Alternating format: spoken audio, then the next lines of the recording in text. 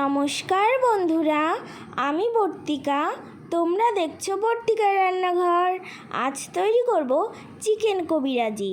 তাহলে তোমরা দেখতে থাকো।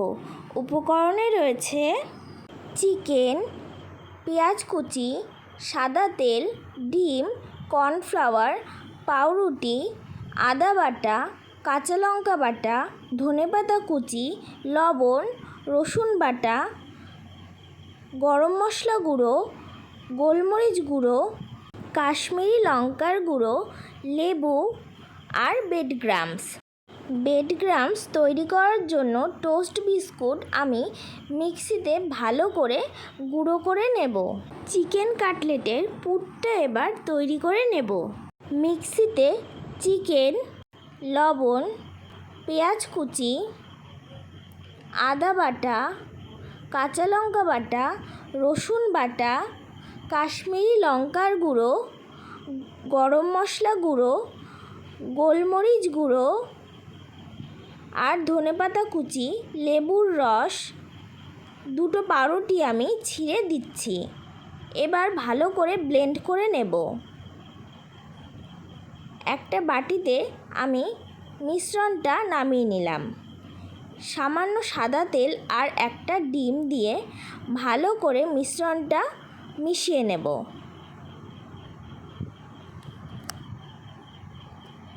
ঢাকা দিয়ে রাখব 15 থেকে 20 মিনিটের জন্য। দুটো ডিম ফাটিয়ে নিয়েছি। সামান্য লবণ আর গোলমরিচ গুঁড়ো দিয়ে ভালো করে ফেটিয়ে নেব। এবার চিকেন কবিরাজির শেপ দেওয়ার পালা। একটা চাকুর সাহায্যে চারিপাশটা ভালো করে শেপ দিয়ে নিচ্ছি। নিমকির মতো দেওয়ার চেষ্টা করেছি। প্রথমে একবার ডিমের গোলায়, এরপর বেডগ্রামসে আবার ডিমের গোলায়, তারপর আবার বেডগ্রামসে দিয়ে আমি দুইবার কোট করে 15 থেকে 20 মিনিটের জন্য ফ্রিজে নর্মাল টেম্পারেচারে রেখেছিলাম।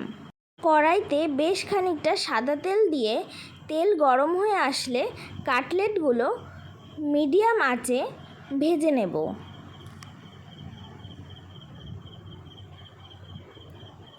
এপিট ওপিট উল্টে কাটলেটগুলো বেশ ভালো করেই ভেজে নিতে হবে।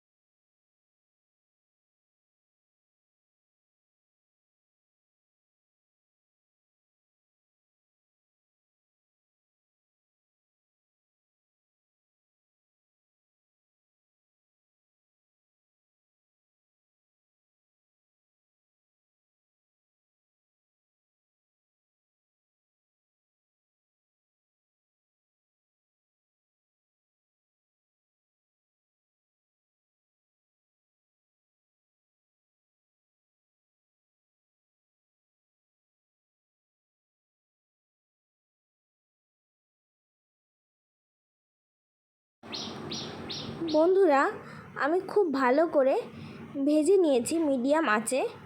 এবার তুলে নেব।